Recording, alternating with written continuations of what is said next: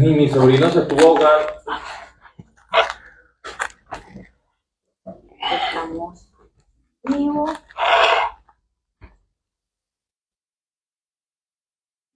Se conecta un poquito.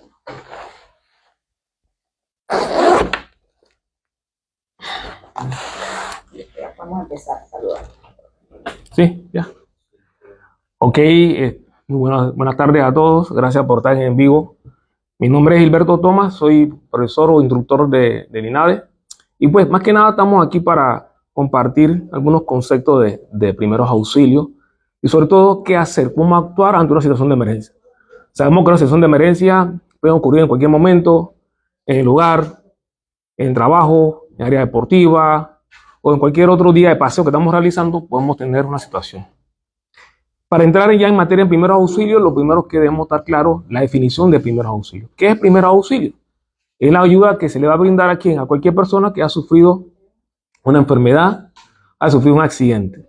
Repito, es la primera ayuda que se le brinda a quien, a cualquier persona que ha sufrido una enfermedad repentina o un accidente. Dicho sea de paso, cuando hablamos de primer auxilio, esa ayuda es una ayuda inmediata. Esa ayuda también es temporal, es limitada. ¿Por qué decimos que es temporal? Porque va a ser hasta que llegue la persona más entrenada que yo en primer auxilio, hasta que llegue alguien que esto pueda atender mejor la atención, va a brindar mejor atención que yo en caso de estar otra persona. O si soy el único entrenado o somos los únicos entrenados, vamos a dar primer auxilio hasta que llegue al hospital o se recibe asistencia médica. Esa ayuda también es limitada por dos conceptos. Uno, conocimiento. Dos, en la parte de los recursos que tengamos. Si vemos aquí, tenemos un poquito de recursos para atender una emergencia, digamos así, que una hemorragia. Ejemplo, si tenemos una hemorragia grave, de repente no vamos a tener un torniquete en la calle, o no tenemos los dispositivos necesarios para atender, ya tenemos la gasa, los guantes, no vamos a tener este tipo de cosas que nos van a permitir brindar una asistencia adecuada. Por eso que ayuda es, repito, es temporal, es limitada. La importancia de los primeros auxilios, porque cada minuto que pase sin atención de una persona puede morir.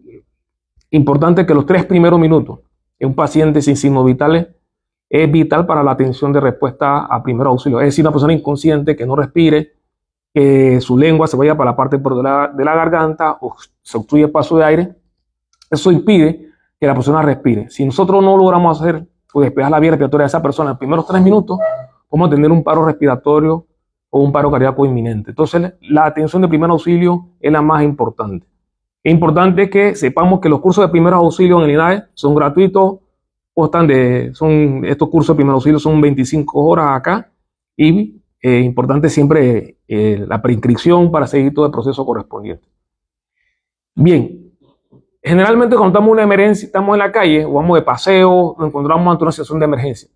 ¿Qué es lo primero que debemos hacer? Siempre había un tema de debate en cuanto a eso, qué debemos hacer, qué no debemos hacer. Lo recomendable es que si nosotros vamos a un vehículo y presenciamos un accidente, lo ideal sería pararnos a un lado, una área segura, poner luz intermitente, evaluar la situación. Cuando vemos la situación es todo el entorno del accidente, ver cuántos involucrados hay, si hay personas atrapadas, qué tipo de accidente es. Esa información es fundamental para dar los primeros auxilios. ¿Por qué? Porque asimismo, también tenemos que evaluar nuestra seguridad. Primer auxilio es algo que siempre se nos enseña. Nuestra seguridad es primero. Vemos el entorno si es seguro para los heridos y para mí. Y luego de que hemos evaluado que el entorno es seguro, podemos proceder entonces a la atención de los heridos. Vamos a suponer el caso, no estamos entrenados o no tenemos, también puede ser los recursos, o no nos sentimos capacitados para brindar los primeros auxilios en ese momento. Lo importante sería, uno, repito, detener el vehículo a un lugar seguro, llamar al 911, informarle, identificarse de qué es lo que está pasando. Ejemplo, decir cuántos heridos hay, la condición de los heridos, si están dando primeros auxilios, si los heridos están conscientes, orientados o no. Toda esa información para los heridos es fundamental, para el 911 es fundamental para la respuesta. ¿Por qué?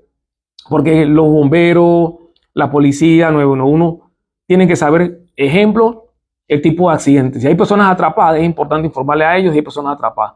Eso va a ayudar a que la respuesta sea una respuesta adecuada, sea una respuesta rápida, igual oportuna, dependiendo, obviamente tomando en cuenta que la persona que está en ese accidente, su vida está en peligro por el tipo de lesiones que puede tener, igualmente por el tipo de accidente. Entonces, repasando, siempre vamos a revisar el lugar para ver si es seguro, si hay un problema inminente, peligro inminente para nosotros, que vamos a dar los primeros auxilios.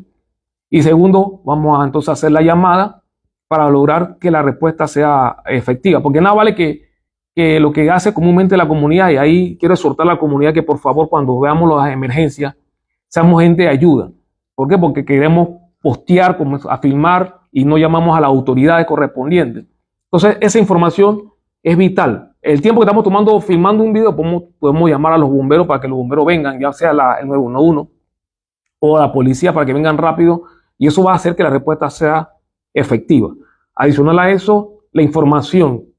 Tiene que darse la información, el lugar exacto, especificar el lugar exacto es muy importante porque cuando se llama a los bomberos, se llama a la policía, generalmente, ¿qué pasa? No se da la información clara. Me dicen San Antonio puede ser San Antonio aquí cerca de Guandía, o San Antonio puede ser en San Miguelito, San Antonio puede ser en el interior. O sea, tenemos que identificar el sitio exacto de la llamada para poder que el 911, la policía y los bomberos puedan llegar lo más pronto posible. Tercer paso en cuanto a la respuesta a emergencia es, uno, dar los primeros auxilios. Y aquí reitero una cosa importante. Yo tengo que estar calmado para poder dar primer auxilio. Si yo no estoy calmado, no tengo la serenidad para hacerlo, no puedo brindar primer auxilio. Yo tengo que estar seguro de lo que voy a hacer. Para que esa seguridad, esa tranquilidad, yo se la pueda transmitir al herido, al lesionado, porque el lesionado me va a ver. Si él me ve a mí desesperado, me ve a mí incómodo o no seguro, ¿qué va a pasar? Va a pasar de que él va a decir no me toque, no me toque, no me toque. Entonces es importante, uno, a la hora de brindar la asistencia, ya que hemos llamado al 911 y lo demás, decir yo soy primer auxilio, me puedo identificar, puedo ayudar. Si él me dice que sí, lo ayudo. Entonces también tenemos que respetar algo importante, que los pacientes tienen derecho a recibir atención. Los heridos tienen derecho a recibir atención. De igual forma, si un herido me dice no me toque, también tiene ese derecho a que no lo toque. No lo puedo forzar o obligar a atenderse. Pero tengo que hacerle énfasis de que requiere la atención, tiene que ir al médico por el tipo de lesión que presenta. Lo otro que vamos a hacer, siempre la bioseguridad en primeros auxilios es fundamental. Yo no puedo dar primer auxilio sin tomar mis medidas de precauciones mínimas. Mis medidas de precauciones mínimas, movemos acá los guantes. Yo debo tener siempre un par de guantes conmigo. Debo tener un botiquín de primer auxilio, que más adelante hablaremos sobre eso, ¿no? Apósito, venda de gasa, torniquete también, que estaremos hablando sobre eso más adelante. Lo importante es que yo tengo que tener las medidas básicas de seguridad. Repito, la información que vamos a brindarle al 911 es importante, y así ellos saben cuántos heridos hay para poder entonces empezar la atención. La atención de primer auxilio empieza primero con los guantes, que es lo más importante, no la vía seguridad, utilizando los guantes. No, esto lo vamos a hacer siempre que podamos, y ahí reitero, me van a decir, van a preguntar, pero profesor, yo no tengo guantes. Bueno, está bien, por lo menos un apósito limpio. Cuando vamos a apósito, puede ser gasa, puede ser un suéter, puede ser lo que tengamos disponible, lo más limpio posible para prevenir que esa herida se infecte, ¿no? Eso es lo importante. Ya después que hemos logrado protegernos, vamos a dar la atención de primer auxilio, vamos a hacer el control del sangrado, que vamos a ver cuáles son los pasos para controlar el sangrado, y sobre todo, cuando utilizamos vendaje, cuando utilizamos el torniquete hoy en día, ¿no? Que es importante que lo tengamos presente. Siempre en primer auxilio vamos a mantener esa manera o esa forma ordenada de hacerlo para que se hagan las cosas bien y no dejar pasar nada. Otra cosa importante en primer auxilio, cómo yo sé que está pasando una emergencia. Vamos a poner otro escenario. Estoy en mi casa y cómo yo sé que algo está ocurriendo. Bueno, varias cosas me van a decir que está ocurriendo algo. Uno, por los ruidos, o sea, la parte auditiva nos va a ayudar a identificar que por lo menos ahora mismo si algo está pasando afuera de estas instalaciones, por la bulla. La gente corriendo, la gente gritando, ¿no? Segundo, también si estoy en mi casa y siento un olor a quemado o siento un escape de gas, también ese olor me va a alertar de que algo está pasando.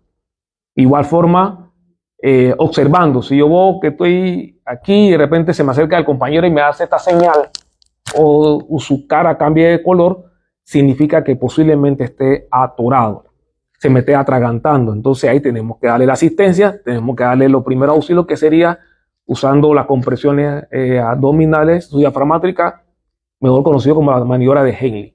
Esta técnica es una técnica que hay que practicarla, hay que solamente mostrarla no significa que yo la voy a poder hacer, tengo que practicarla. Adicional a eso, hemos dicho observando, escuchando, olores, ¿no? Y cualquier otra cosa que ocurra en el perímetro, que yo sé que estoy todo el tiempo y ocurre algo normal, eso me puede indicar a mí que tenemos una emergencia. Está ocurriendo una emergencia y debemos todos estar listos para atender esa emergencia.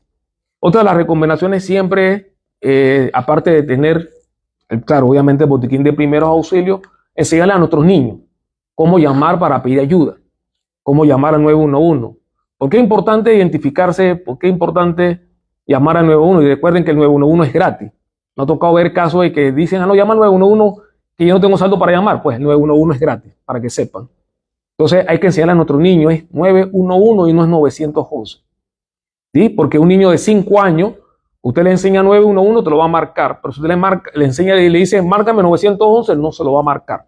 Entonces tenemos que empezar a educar a nuestros niños a cómo llamar en caso de emergencia, qué decir, qué no deben de decir, y que los teléfonos de emergencia no son para jugar. Lastimosamente tenemos un gran problema a nivel de bomberos, a nivel 911, que siempre están llamando para fastidiar, para molestar, y se ocupan muchas llamadas en llamadas falsas que retrasan la respuesta de las ambulancias porque están, repito, filtrando llamadas que son falsas, cuando la llamada debe ser una llamada verdadera. La única llamada que debe estar entrando al sistema de emergencia, llámese policía, bombero 911, son llamadas llamadas de emergencia y no otro tipo de llamadas. La gente llama y que hasta ve que la hora, ¿qué está pasando? ¿Qué esto, lo otro? No, las llamadas no son para eso. La llamada es para, repito, de emergencia. Recuerden algo importante en primer auxilio. De repente yo hoy puedo estar como aquí dándole la información. Mañana puedo ser un paciente, puede ser un herido, puede ser un lesionado, o puede ser un familiar querido. Nadie quiere que un familiar querido muera porque la ambulancia no llegó o porque la respuesta fue demorada. Pero ¿por qué a veces son demoradas las respuestas? Porque, repito, ocupamos la llamada falsa que no permite que la respuesta sea mucho más eficiente o más efectiva. Para dar una atención adecuada, reitero los pasos, yo debo estar sereno, tranquilo y estar seguro de lo que yo voy a hacer, ¿no? Vamos a suponer que no tengamos los recursos, no tengamos los equipos, pero por lo menos podemos decirle a la persona, no te muevas, tranquilo, o usted puede mandar a otra persona a buscar un botiquín de primeros auxilios en un lugar importante. Recordando también que hoy en día, para las personas que estamos entrenadas en primeros auxilios, tenemos la ley 57 de 16, la ley 57 de 16 de noviembre del 2000, perdón, la ley 57 del 30 de noviembre de 1916, que fue producto de una situación, y esa ley ampara o protege a los técnicos, sí, a los paramédicos, a las personas entrenadas y personas que tienen curso de primer auxilio básico, tienen curso de primer respondedor. Esta ley lo ampara a ellos. ¿De qué manera? Que si yo doy los primeros auxilios en la calle, yo pueda brindar la asistencia sin ningún problema de que me van a meter preso o que me van a demandar por una situación en particular. Entonces, repito la ley nuevamente, la ley 57 del 30 de noviembre del 2016. Entonces, esta ley es una ley que debemos tener en cuenta, que incluso se habla de que las empresas deben tener personal entrenada, todo un curso de 8 horas mínimo para su personal. Y esto es importante también adquirir lo que es el botiquín de primeros auxilios, ¿sí? Ahora bien, vamos a otro tema que es muy común en nuestros hogares. ¿Cuál es? Las quemaduras. Para empezar, y siempre lo digo en primeros auxilios, tengo que hacer el trabajo de prevención. Yo tengo que prevenir. Yo no puedo puedo dar primer auxilio las veces que sea necesaria, pero no. Pero la idea no es de dar primer auxilio las veces que sean necesarias. Lo más importante en los primeros auxilios es no darlo. Recuerden que cada vez que se da primer auxilio, porque alguien está sufriendo, alguien tiene una lesión grave, o alguien requiere una atención. Entonces, debemos lograr la prevención. ¿Cómo logramos la prevención? En los niños, en casa, enseñarles que la cocina no es área para ellos. Enseñarles lo que es frío, lo que es caliente. Y cuando sí, cuando no pueden estar en la cocina. Más cuando papá, mamá están cocinando, es importante que ellos no estén en la cocina para evitar la situación es grave. Antes nada más veíamos niños quemados nada más para época de Navidad, pero hoy en día lo estamos viendo durante todo el año. Si vamos a la sala de quemados, el hospital de niños está saturada, está cargada por muchos niños quemados. Y si vemos esto, vemos la estadística, repito, están elevadísimas de niños quemados en diferentes partes del cuerpo, llámese por agua caliente, por fósforo, jugar con fósforo, a veces están cocinando hacia afuera con leña y se meten a tocar y eso, todo eso es en que señale seguridad a los niños. La otra cosa que es importante, voy a salir un poquito rapidito de la quemadura para hacer mucho énfasis a los padres de familia. Tomar la medida de precaución con los niños en las piscinas, en las playas, en los ríos. Lastimosamente, esta estadística de ahogados en piscina, playa, ríos se repite todos los años. Entonces tenemos que procurar tener cuidado con nuestros niños. Sabemos que son inquietos, sabemos que les gustan el agua, pero hay que enseñarle a ellos también que el agua es peligrosa, ¿ya? Que el agua no puede provocar una situación delicada. Entonces tenemos que enseñarle a los niños, y si vamos a piscina, río, playa, y a los lugares donde se nos orientan que podemos ir, que hay guardavidas, hay personas entrenadas que nos pueden dar los primeros auxilios, áreas custodiadas, estar pendiente de los oleajes, pendientes de la marea alta, todo eso, para más que nada, repito y hago énfasis en eso, evitar situaciones delicadas que tengamos que lamentarnos.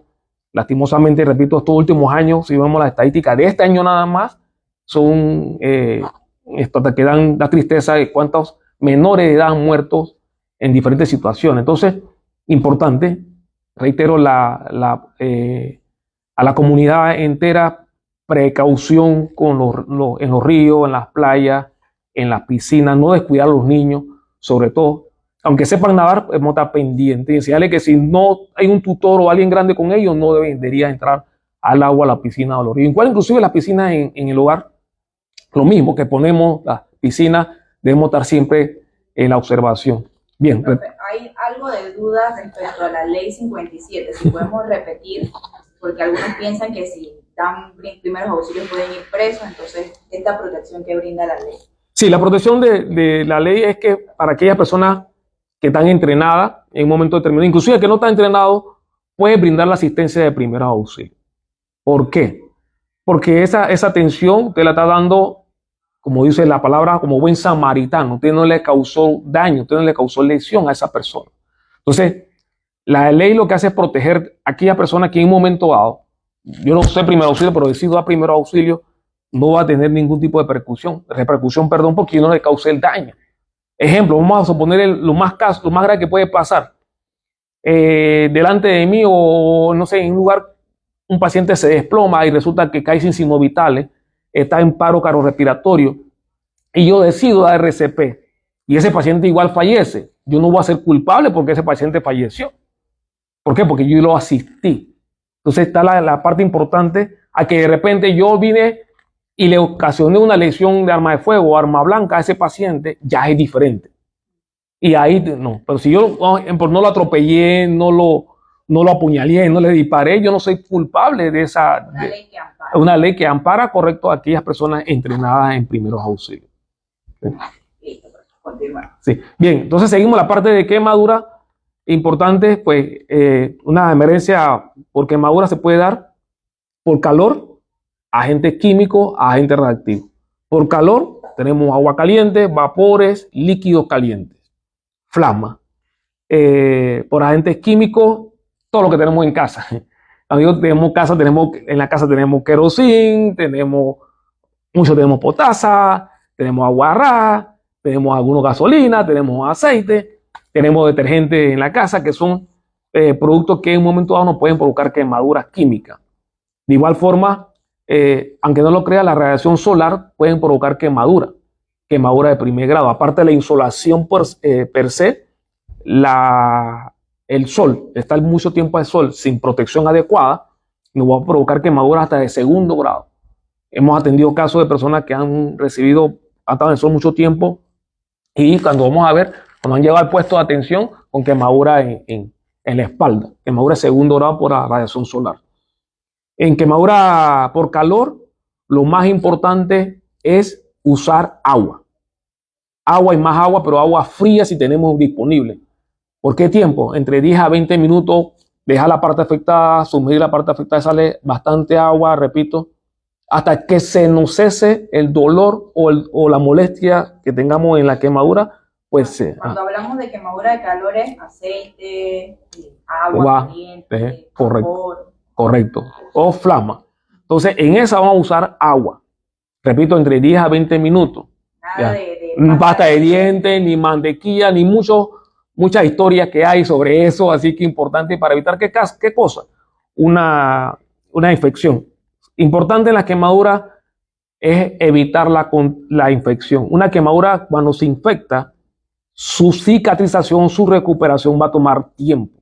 Y cuando llega al hospital, que usted le puso mantequilla, le puso pasta de dientes, lo que va a pasar es que lo van a restregar. No le van a poner anestesia. Ese va a ser un dolor sumamente intenso, un dolor que no se lo va a quitar a nadie. Entonces lo mejor es, repito, agua inmediatamente por un tiempo de 20 minutos. Si no tenemos agua de la pluma, pero no tenemos agua fría, vamos a agua de la pluma, igual por media hora, nos va a ayudar hasta que el ardor y el dolor cese. Ya después, con calma, créanme lo que si lo hace inmediatamente no va a haber ampolla. Ya vamos a poner el caso. Como yo sé que hay quemadura y cuáles son los tipos de quemaduras, realmente la más leve es la que llaman por ahí quemadura de primer grado, un dolor, ardor, enrojecimiento de la parte afectada. La quemadura de segundo grado generalmente duelen, se hincha y sobre todo el dolor es bastante fuerte y hay hinchazón en la parte quemada. Y la quemadura de segundo grado se caracterizan por las ampollas. Las ampollas pueden estar abiertas, pueden estar cerradas. Entonces las ampollas que tenemos en la quemadura tenemos que procurar no reventar las ampollas. Repito, si reventamos esa ampolla, la piel va a estar expuesta y eso va a provocar que sea más foco de infección más fácilmente para esa quemadura. En la quemadura de tercer grado, repasando nuevamente, primer grado, enrojecimiento de la piel, dolor, ardor. Quemadura de segundo grado, dolor, hinchazón, las ampollas abiertas o cerradas. Quemadura de tercer grado, la quemadura, la piel puede estar chamuscada, el ropa pegada a la piel, la piel puede estar carbonizada, negruzca. En este caso sí hay que cubrir la quemadura. Lo que es quemadura de segundo grado, que hay destrucción de la piel está expuesta, es recomendable cubrir con gasas estériles lo más rápido posible, gasas, vendaje holgado, no apretado, y nos vamos al hospital lo más pronto posible con ese paciente, porque esa atención ya sí es fundamental. Y otra cosa importante, la quemadura va a ser crítica cuando están en áreas importantes, cara, cuello, las manos, los pies, o la quemadura está extensa en todo un brazo, todo el pecho, toda la espalda. Esas quemaduras son mucho más delicadas. Igualmente, entre más profunda es la quemadura, para la persona va a ser mucho más delicada. Otros factores que se toman en consideración en la quemadura, que se dice que si la quemadura ocurre en niños menores de 5 años, son mucho más delicadas, son más sensibles, más dolorosas. Si la quemadura ocurre en adultos mayores de 65 años, la quemadura para ellos va a ser mucho más crítica, repito, son delicadas. Y lo más importante, insisto, en la quemadura es controlar, reducir el dolor o enfriar, cubrir. Obviamente con esas dos cosas que estamos haciendo, estamos logrando que esa quemadura no se nos infecte. Bien, ¿qué vamos a hacer en la quemadura de tercer grado? Repito, cubrimos, ¿no? Y transportar al hospital lo más pronto posible. Algo importante, si la persona sufrió una quemadura en un lugar cerrado, como una habitación, tenemos que ver su cara, ¿no? Porque estuvo expuesto a gases tóxicos, al humo, a hollín, todo eso se le puede pegar en las fosas nasales, en la nariz, y nos puede indicar que posiblemente tengamos una situación de riesgo para esa persona que debe ser evaluada por los paramédicos en sitio, si lo hay, o si no, esa persona debe ser transportada al hospital para su atención más profunda. De igual manera, la quemadura cuando se combina con otra lesión, vamos a suponer que se cortó y se quemó, esa quemadura es más delicada. La persona que sufrió una quemadura y tuvo una fractura, una posible fractura, mejor dicho, se va a agravar esa quemadura. Dicen la literatura que cuando el paciente es diabético o sufre presión alta o sufre de otra condición, pues este paciente se puede, perdón, presión alta, diabetes o de corazón, su condición médica, perdón, puede agravar más la condición de este paciente. Entonces, en resumen, en cuanto a lo que es la atención de quemadura, simplemente sacamos a la persona de la fuente de calor, la llevamos a un lugar seguro, le echamos agua inmediatamente, repito, entre 10 a 20 minutos agua fría. Si no tenemos agua fría, media hora con agua de la pluma. Cubrir la quemadura en caso que se desarrollen las ampollas o salgan las ampollas, cubrir esa quemadura. Importante señalar, insisto, en la quemadura en áreas críticas como la cara y cuello hay que tener mucho cuidado porque se hinchan. Y al hincharse puede provocar una lesión bastante delicada para esa persona. Internamente se puede asfixiar. Hay que observarla. Esa persona debe ir al médico, aunque sea una quemadura de primer grado, en cara y en cuello, hay que darle la atención. Si no se le da atención, esa quemadura pudiera complicarse horas después. Ese es lo que se debe hacer en cuanto a la quemadura. Insisto, nada de pasta de dientes, nada de mantequilla, abundante agua y transportar a la persona lo más rápido posible al hospital para que su recuperación o cicatrización sea en poco tiempo. Otra de las cosas importantes en cuanto a la quemadura, vamos a poner el peor escenario que puede ocurrir, que a una persona se le prende su ropa. Estaba haciendo un trabajo mecánico y ¡blum! Se inflamaron los gases, se prendió su ropa. Lo que se recomienda es que la persona se tire al piso, se tape la cara, se tira al piso, ruede si está sola, se tira al piso y ruede suavemente. Vamos a suponer que se tira al piso, ella va a rodar de esta forma para que la ropa se apague. Si hay alguien que está alrededor de ella y puede ayudarla con una manta húmeda o una manta y cubrirla para apagar el fuego, porque recordando que los 3 elementos del fuego es calor, combustible, todo lo que se puede quemar, y oxígeno. Si quitamos el oxígeno, estamos reduciendo prácticamente lo que es el componente del fuego. Entonces, eso es importante, sobre todo eso, y tenemos la ropa pegada a la piel, no se arranca, por favor, no se les ocurra arrancar la ropa. En cuanto a la otra tipo de quemadura, las quemaduras eléctricas que no mencioné antes, que son también comunes en las casas con los niños, es importante que por lo menos en nuestros hogares donde hay niños pequeños, uno a los tomacorrientes ponerles los tapones, o sea, hacer la inversión en los tapones para evitar casualmente que los niños de edad entre 0 a 3 años, 4 años, se le ocurra y siempre cuando van a nosotros conectando y desconectando, ellos van a querer hacer lo mismo. Entonces hay que enseñarles que eso no es para jugar, número 1, número 2, y repito, colocarle los tapones para evitar una descarga eléctrica. Cuando hablamos de la descarga eléctrica, una quemadura eléctrica puede provocar una quemadura eléctrica, puede haber varios daños internos, daños externos. Daño externo donde agarró el cable, vamos a suponer que el cable lo agarró, la corriente va a entrar. Nosotros lo vamos a convertir en conductor de la corriente porque nuestro cuerpo es 70% agua. Entonces la corriente entra en tu cuerpo y sale por otro lado, puede salir por otro brazo, puede salir por la pierna. Entonces, la gravedad de la quemadura eléctrica va a depender de sobre todo si la persona estaba mojada, estaba descalza, tenía calzado, el tiempo que tuvo con la corriente. Aparte de eso, el amperaje son factores que van a incidir mucho para que así no sea la gravedad de la quemadura eléctrica. Lo más grave que puede pasar, quemaduras internas graves que pueden provocar desde quemadura interna grave como un paro cardíaco o problemas respiratorios, en fin, eso es lo que puede provocar. ¿Qué podemos hacer para ayudar a una persona que sufre una descarga eléctrica? Lo primero, desconectar la fuente que está la persona conectada, desconectar el cable o bajar los breakers o conseguir un palo para meter un palazo en la mano para que suelte el cable, para aislarla. Lo importante es separar lo más pronto posible a la persona de la corriente eléctrica o la energía eléctrica para ayudarle y darle los primeros auxilios. Ya después de eso vamos a hacer los primeros auxilios. Y no se olvide llamar automáticamente a la ambulancia. ¿Por qué? Porque a veces nos ponemos a ver tantas cosas y no llamamos a la ambulancia. O sea, el 911... Sabemos que a veces siempre se dice que el 911 se demora porque preguntan mucho, pero toda esa información que el 911 le hace a cada uno de nosotros para mandar una ambulancia es por un protocolo que tienen ellos establecido, número 1. Número 2, el otro para orientar a la persona que está llamando. Vamos a suponer que está en su casa usted y tiene un paciente, ni Dios lo quiera, lo más grave, un paro cardíaco. ¿Qué hace el despachador 911?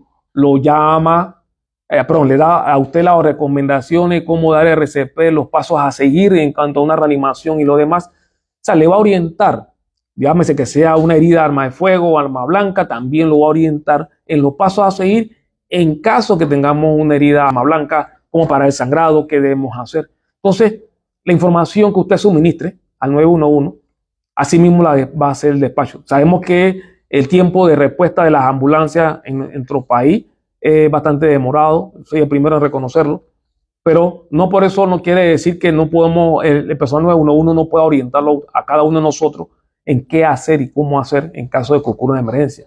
Entonces, ahí viene la parte que hemos hablado de un principio, de preservar la calma, de estar entrenado, y por eso que siempre se recomienda a la población panameña que todos debemos estar entrenados en primer auxilio, no solamente darle este trabajo o la atención de emergencia, no es solamente de bomberos, policía, 911, el estamento de seguridad, es de todos.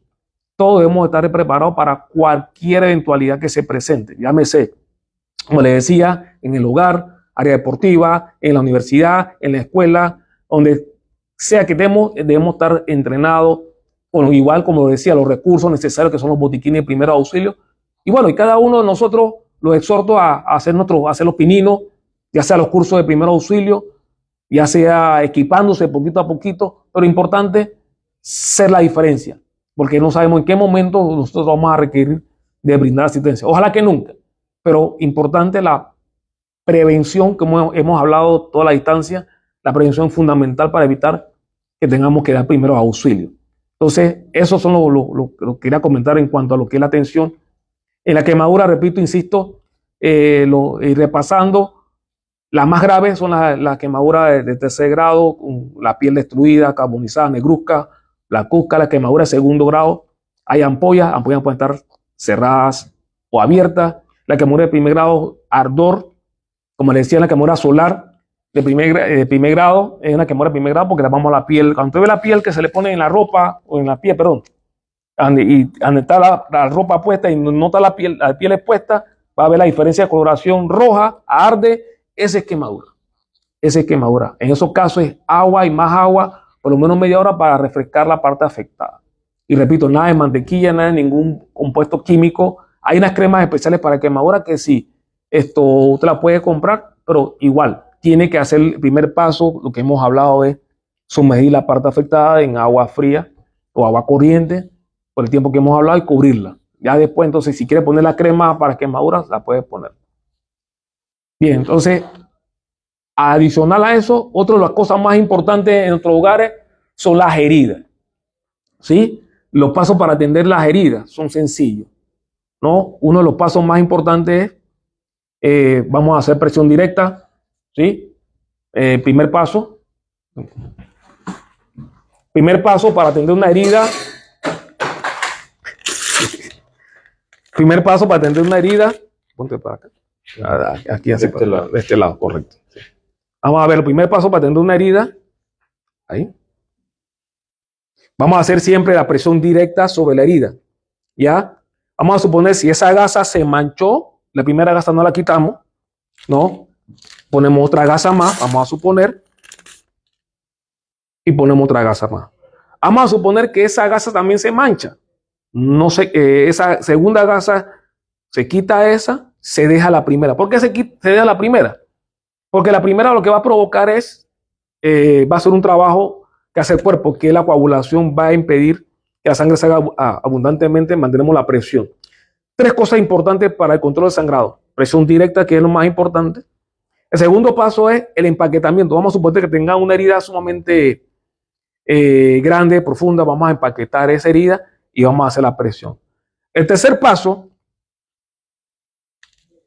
que es el tema importante, lo exhorto a que hagan los cursos de primer auxilio para que sepan cómo usar un torniquete, ¿no?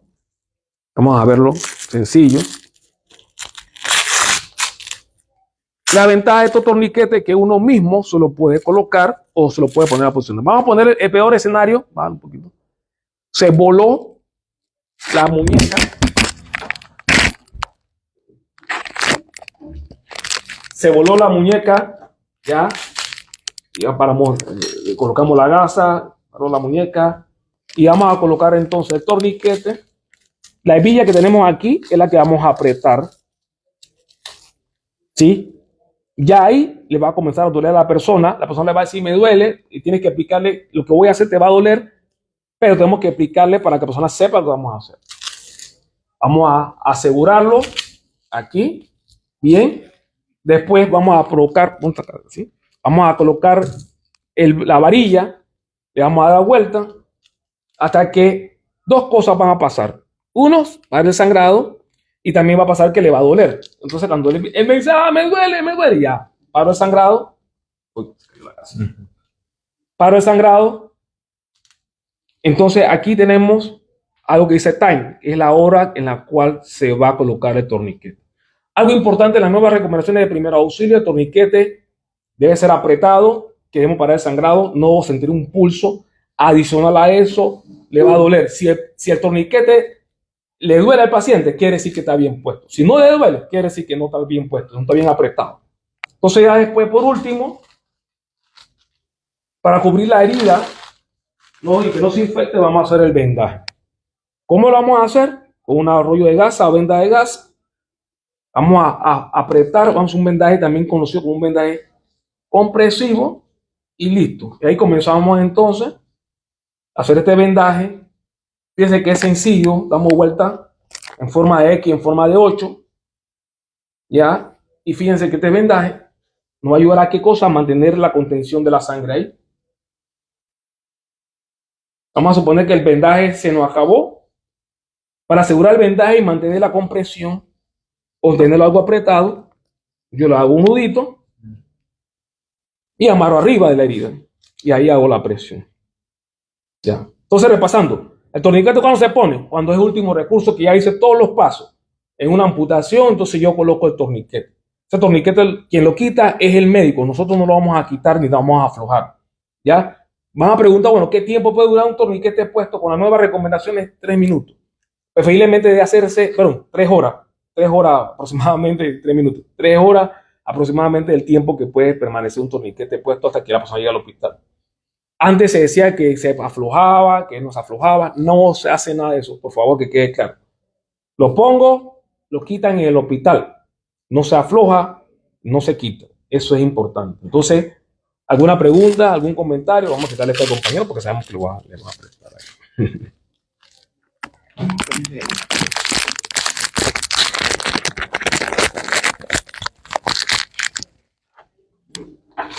Listo. ¿Alguna otra pregunta? Preguntaron en el caso si alguien se desmaya, ¿cómo se debe actuar? Ok, vamos para allá. Voy a responder eso. Listo. Gracias. Ok, retornando acá rapidito. Entonces, alguna preguntita que nos acaban de hacer por ahí. Fíjense, cuando hablamos de desmayo, el desmayo o el síncope se da por varias razones. Una de ellas, una hipoglicemia, por falta de oxígeno, ¿no? O por un disgusto o una impresión, alguien le dice, le da una mala noticia, la persona puede tener una impresión fuerte y provocar que la persona se desmaye, ¿no? Igualmente, una hipoglicemia, o sea, nivel bajo de azúcar, también porque, vamos a poner ejemplo, tuvo todo el día en la calle, no desayunó y de repente la calor y no tomó, no se hidrató adecuadamente, bundú, se desmaya. La otra razón es por presión baja, que son las principales causas de un desmayo. ¿Qué se debe hacer? Bueno, las recomendaciones ahora mismo es que se acuesta la persona en lugar cómodo, seguro, se afloja la ropa, se tranquiliza y se le hace un movimiento de apertura de la vía para que pueda respirar mejor. Dato importante, si una persona se desmaya, la tenemos acostada, ya han pasado entre 5 a 10 minutos y la persona no vuelve en sí, es importante llamar a la ambulancia para ser transportada, porque hay que ver cuál fue la causa principal del desmayo. Vamos a poner el caso, las dos principales causas que la persona no se incorpora rápidamente después de un desmayo, una hipoglicemia y un nivel bajo de presión o baja presión. Esas dos condiciones va a hacer que la persona no se recupere tan rápidamente o inmediatamente. Entonces, por esa razón, pues repito, es importante que se les sea observado y mientras tanto se puede conseguir antecedentes de la persona si es alérgica a algún medicamento o si es diabética, porque puede ser que se le bajó el azúcar, ¿no? Entonces, importante identificar eso. Otra cosa que es fundamental para aquellos pacientes que estén semi-inconsciente, inconsciente, no se le debe dar a beber nada por la boca. Eso es clave. ¿Por qué? Porque generalmente queremos darle agua a la persona, está ahí como media dormitona todavía, ahí no 100% consciente, está desorientada, mejor dicho, y se le queremos dar agua a beber y eso no se debe hacer. Ya, lo importante para poder darle algo a la persona tiene que estar consciente y orientada. Recuerden, eso es fundamental. Y sobre todo, en aquella persona inconsciente que cayó al piso, una de las recomendaciones que le hacemos a aquellas personas que son alérgicos, diabéticos, cardiópatas o que sufren alguna enfermedad en particular, tener un brazalete o una pulsera, ya, cuando digo un collar o un brazalete en particular, pues que nos indique a nosotros que la persona tiene algún padecimiento médico. Pues yo como paramédico yo voy a buscar ¿qué cosa? El collar, voy a buscar un brazalete. Hoy en día hay muchas personas que se están tatuando su condición médica, se ponen, yo soy alérgico, o se ponen acá en los brazos, alergia y el medicamento que puede tomar. Entonces, bien, eso es lo que se debe hacer en cuanto a una persona desmayada, ¿no?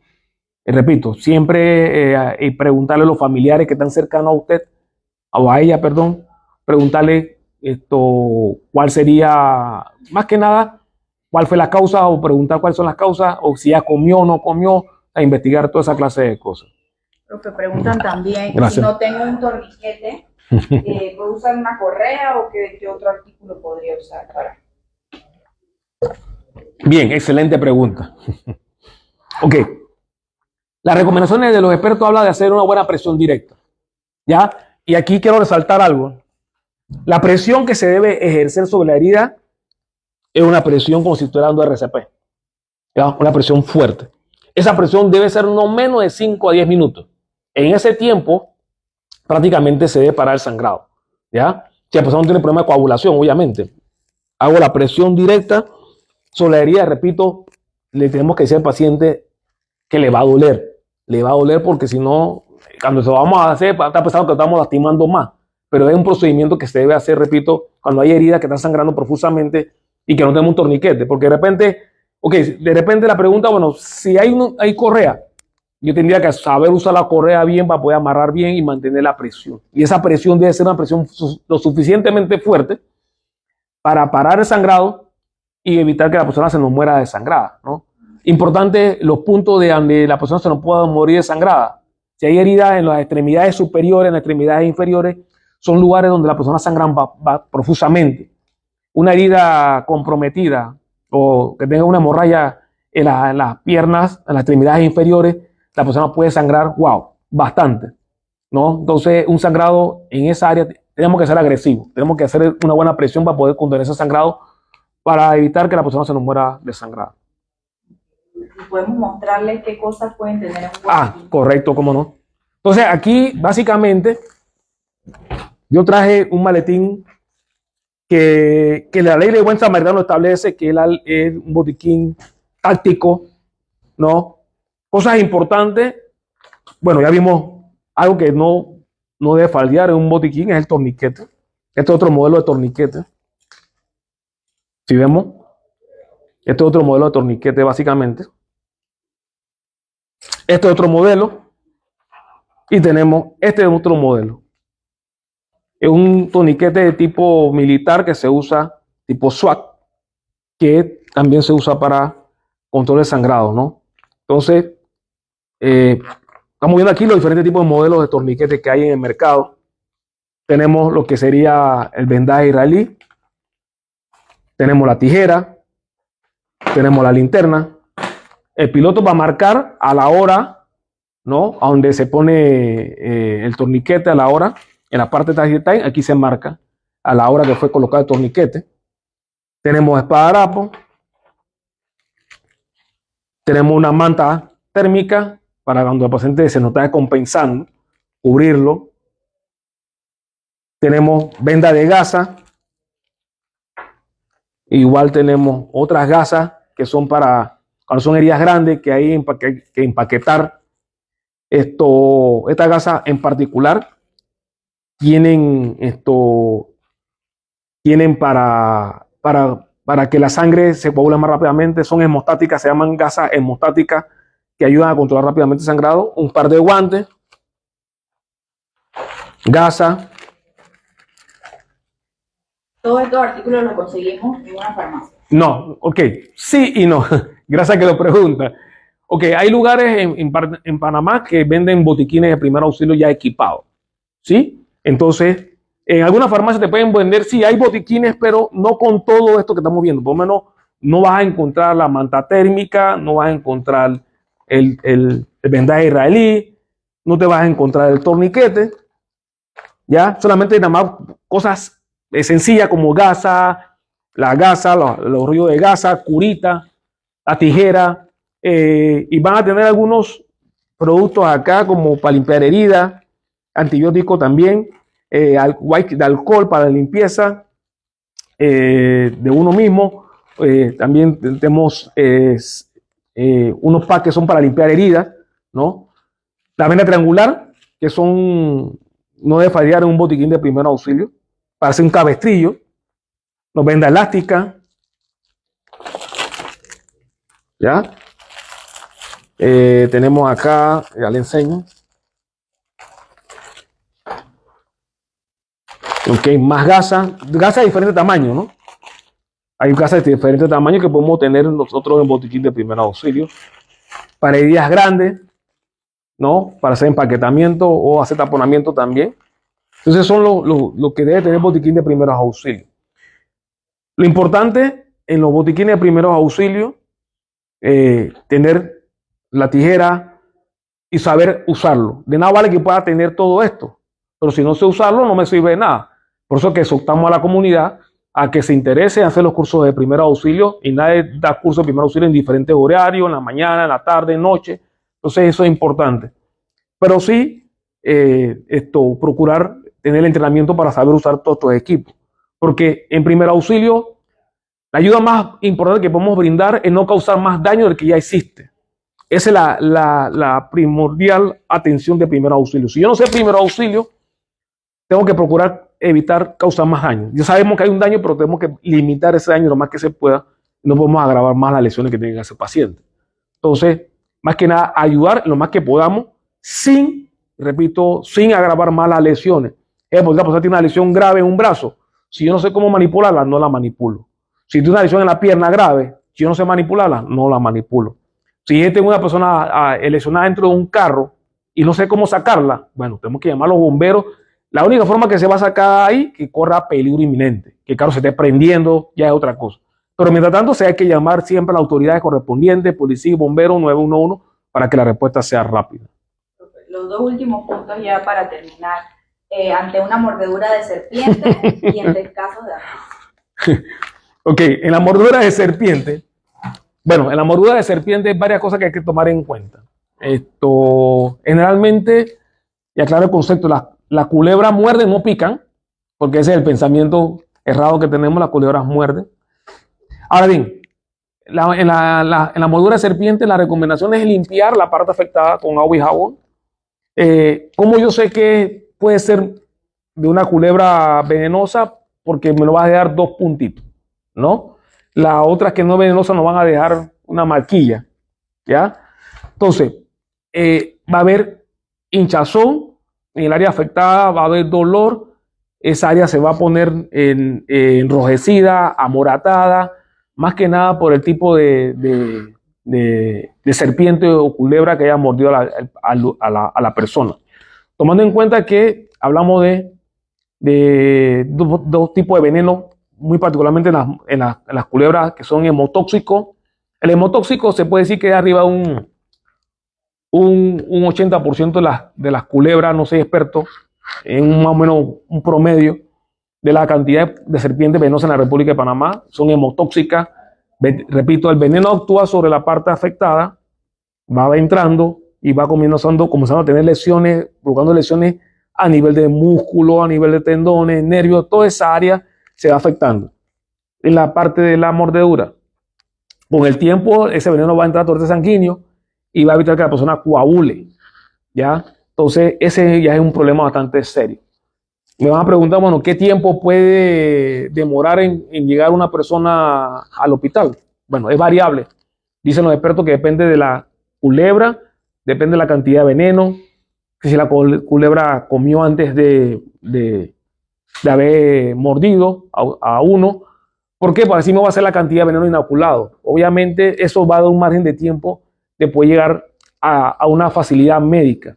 Hemos tenido experiencia de los campesinos nuestros en el interior, en diferentes áreas de difícil acceso, que quien saca a esa persona del área donde han sido mordidos de culebra ha sido la gente de la aeronaval. Personal aeronavales que hace las evacuaciones en ciertos sitios, se coordinan con ellos y se puede sacar. Pero en primeros auxilios, lo más que podemos hacer es agua y jabón y mantener la parte inmovilizada, que no se mueva y tranquilizar a la persona. Eso es lo que podemos hacer. Nada de cortar, de succionar, nada de eso. Y eso es parte de la historia. Entonces, de igual manera, como decían en la quemadura, que antes se hablaba la gente ponía mantequilla y pasta de dientes, esa es parte de la historia. Ya eso pasó a la historia. Hoy en día nada más cubrimos, limpiamos la herida con agua y jabón, cubrimos y para el hospital lo más pronto posible, tratar de coordinar con los estamentos necesarios para lograr evacuar. Y digo la gente del interior en áreas de difícil acceso porque ha pasado muchas mordeduras son en esa área. Y el 20% de otro tipo de culebra que tenemos acá son neurotóxicos. El veneno actúa sobre el sistema nervioso central, sobre la respiración, la paraliza en poco tiempo. O sea, el tiempo de ella puede ser 3 horas, puede ser 4 horas, pero insisto, va a depender qué tanto de veneno pasó la culebra ¿cómo se llama? Al paciente o a la persona que mordió. Igualmente también de cada persona, porque el metabolismo de algunas personas es más rápido, es más lento y su comportamiento es diferente en cuanto a lo que es la mordedura de insecto. La otra pregunta era, En casos de asfixia, ¿qué tipo de asfixia? un objeto. Atragantamiento, sí, cierto, atragantamiento. Permítame acá, ahí vamos a hacer una pequeña. Vamos a suponer que de repente acá el compañero ponte de frente acá, ¿sí? Vamos a suponer que se está atragantando, está comiendo. ¿Cómo yo sé que se está atragantando? Hay dos formas de saber, o mejor dicho, hay 2 tipos de obstrucción de vías aéreas con cuerpo extraño. Una que no puede hablar, no puede toser, no puede respirar, es la más grave, y la parcial es que todavía él está hablando y está tosiendo. Lo que hacemos es que lo vemos de frente, le decimos sigue tosiendo, vamos a suponer que él deja de toser. Si él deja de toser, ¿qué vamos a hacer? Señor, ¿lo puedo ayudar? Sé primeros auxilios. Usted llama al 911 y informa que tengo una persona que está atragantando. Repito nuevamente las señales. ¿Cómo identifico que él se está atragantando? No puede hablar, no puede toser, no puede respirar, se lleva la mano al cuello. En algunos casos la persona puede hacer esto, buscando aire, puede estar haciendo esto. Pero va a haber siempre un cambio de coloración de la piel, que no va a indicar que algo está pasando. ¿Ok?